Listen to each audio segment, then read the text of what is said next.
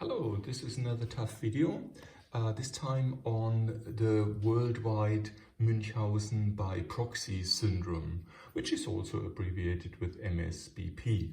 To me, there are three steps in this kind of realm of different psychological, I wouldn't say diseases or disorders, but human behaviors.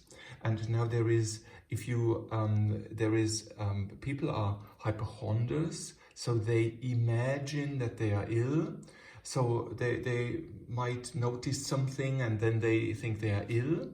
That's the first stage. Then some more extreme ones, they have the Münchhausen syndrome, so without by proxy, so the MS. And the MS is that they then fake results. They may, if they have a blood test, they urinate, put urine in or something like that to fake that they are really ill. So that's the more extreme. So you have hypochondria, then you have the Münchhausen syndrome, and then the next form, because these two forms are just for an individual kind of, maybe the first one, hypochondria, is just afraid. If he goes to the doctor, then there's a second person, so he and the doctor. And if he fakes it, there is he and also the doctor being kind of, or the system or the surrounding or his friends, relatives and so on, partners, they are then the victims. He fakes it. And also what we see here is where he imagines it. It's kind of inside, he doesn't even lie. He just overreacts to specific things. He's over careful. In the Münchhausen syndrome, he is already starting to become kind of a criminal. So he lies to himself and then also the others. And now the Münchhausen by proxy syndrome is introducing two people. So that means, but it's that now it changes. So the guy that is active, that actually then, that is, I call it the oppressor, is then kind of he's a caretaker. So he has somebody in custody, in care. He cares about, for example, that is the most common, commonly stated example. It's a mother and the child, mother and child relationship. So the mother creates a disease in the child so that she can take care of the child and cure it and so on. And that is the Münchhausen by proxy syndrome. So it's an oppressor. I come to that later in the graphic. An oppressor that then oppresses the person he actually has in custody and he wants to take care of. And now the examples, and the mother who makes the child ill so that she can cure it, that's a crime. There is an important thing that we need to know. In most people, the brain is split. Therefore, we often do not notice that we lie to ourselves. So this mother, in this case, she would, in most cases, be not really aware. So she's split. So she's aware, but then she lies to herself. And then obviously to the surrounding as well. The same is a fireman that puts on a fire so that he can extinguish it and be a hero. So that's the other thing. That's also a crime.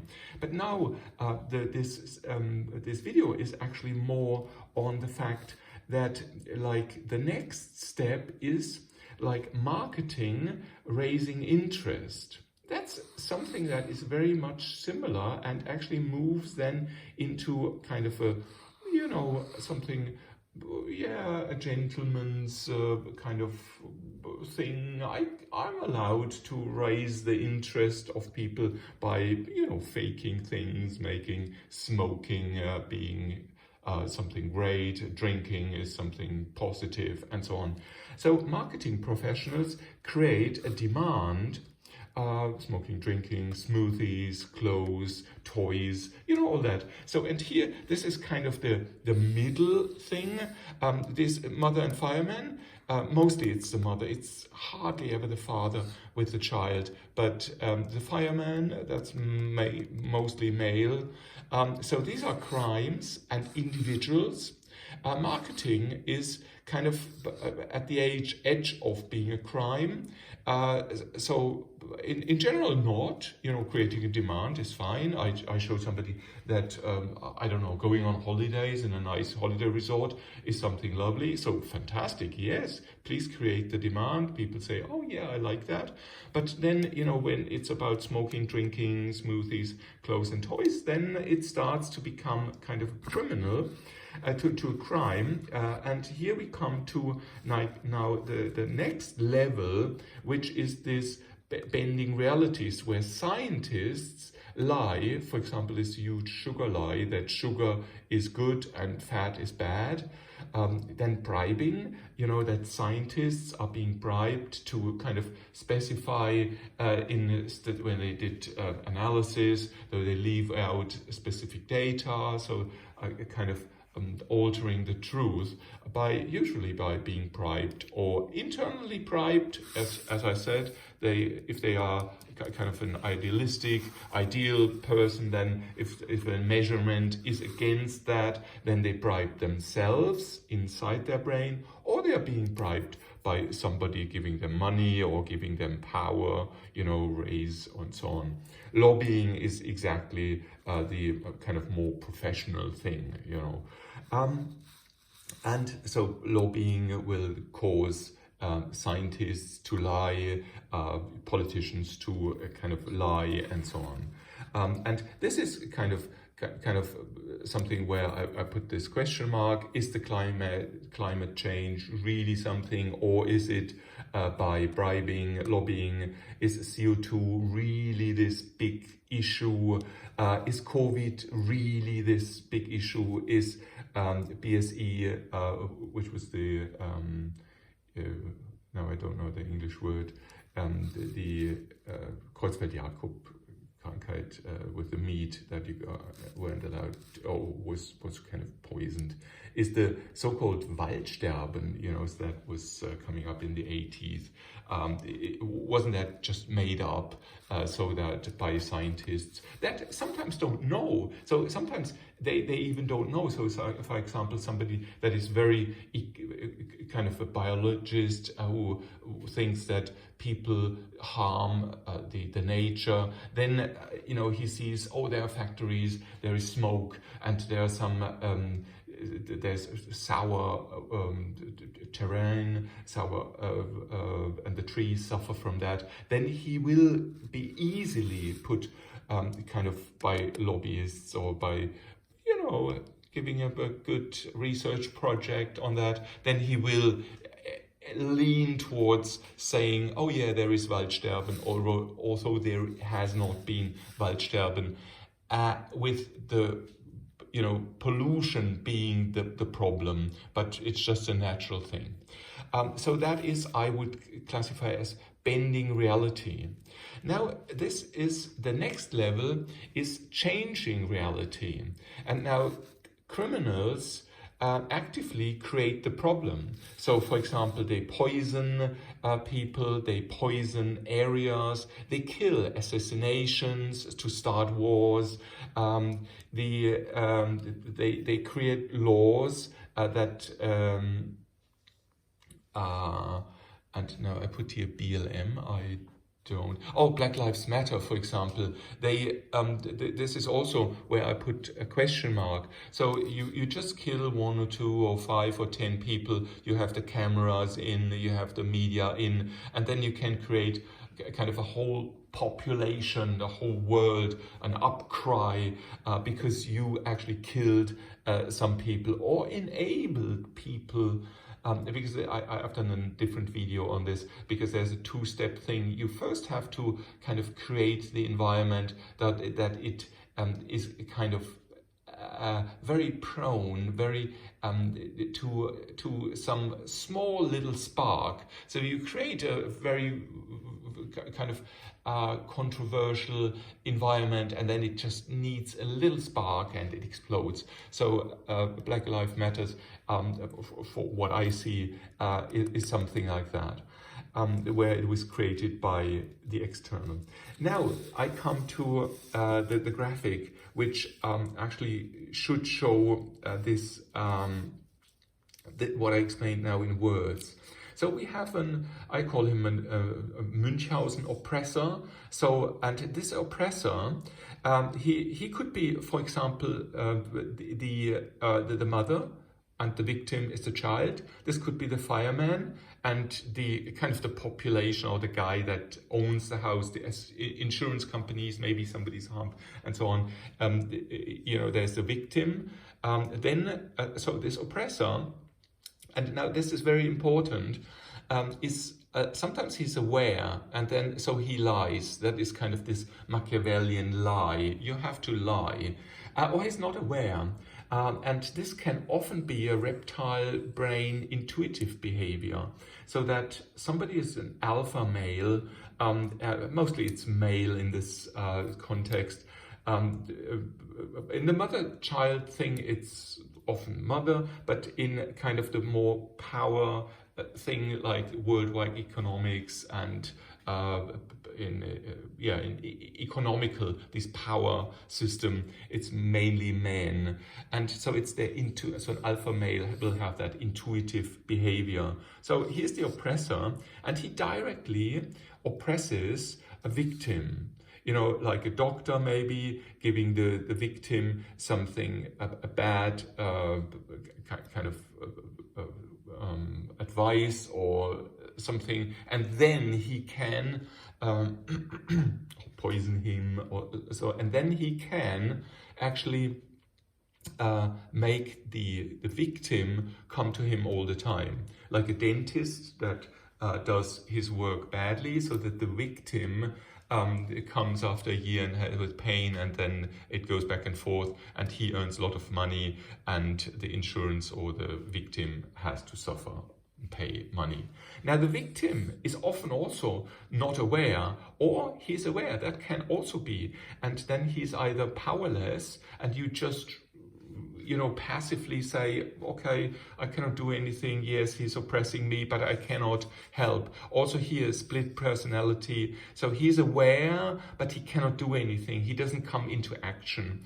But there's also, this could be a masochistic behavior. So he kind of likes it, victim and oppressor relationship. That is also there. Now, if he's not aware, there is, I would say either he's stupid or genuine or naive. And there is it's not, it's not a digital thing. He's stupid or genuine. This can be all levels in between. Now, this is the direct Münchhausen by proxy syndrome, with the oppressor directly oppressing the victim. But the most subtle, the most problematic thing is the indirect. So that you tell somebody that others are the victim. So, for example, the earth is suffering. So this one, it has a great heart. I put the heart in, so he's a very caring, person, and he believes in the good, and so the earth, the nature is important for him. So this guy is now an environment activist, and the oppressor has told him that the earth is under threat, or others are under threat. The black are under threat, and the plants are under threat, and the Korean people and the Vietnamese people are under threat. And then this nice person then does a direct activity on, like going in Vietnam War, being an environmental activist, very radical, and so on. So, and the oppressor is kind of out of the game. And actually, he thinks the oppressor is fantastic, he's good, and so that is this, he's not aware. But sometimes if this guy is a kind of idealistic person, like that, for example, he likes that all people should be equal, then he might, or that nature is stronger than, nature is higher than the man, the humans, then he might, do it. The thing is, his belief system says to him to do that, although he kind of thinks maybe I'm doing the wrong thing, but for my I want to follow my ideals, and that is why he then creates a lie. And so when you look at that, it just take a lot of things you see in the world outside, in the media, and so on, and try to understand if there is this relationship between an oppressor that has a benefit. He has a benefit of it, so he gets money for that, or power, money or power, and then there's a victim that then gives this power to him, or gives the money to him, and this other thing where the oppressor indirectly instrumentalizes a victim that then fights for in a direct way, for his beliefs that the oppressor created. And the beliefs he created could be also done, this criminals actively create the problem. That can very easily happen. So what we know from Machiavelli is that this oppressor will use lies. That is, the very successful oppressor will use lies, and I think he will do it intuitively, and between intuitively and being aware of it. And interestingly, also the victims are often these powerless victims. So they are powerless. Also, not being aware means that you are powerless. Yeah. And powerless means you don't go into action. And a lot of people, I would say, I call them mass people, will not go into activity. They will just follow. They will just activity in thinking themselves, activity. They will go active to fight for their for what they believe in. But it's kind of, I would say here, often the wrong cause. It's the wrong thing. Often it is something they get it wrong because, let's say there is a little problem here and a little problem here, and then they go like it's a 1% problem, and then they go fully in and say 100%, and neglecting all the other 99% of things that they could also take care of. And they would say, no, I'm going for this 1% of things, and I go full-hearted in. And they might say, please, don't see it in relationship. There's a problem. Okay, dedicate 1% of the time to this problem, and dedicate 99% to the 99 other problems. And that is mainly what is happening to this victim here. I hope that was interesting. Comments are most welcome. Have a great day, and bye-bye.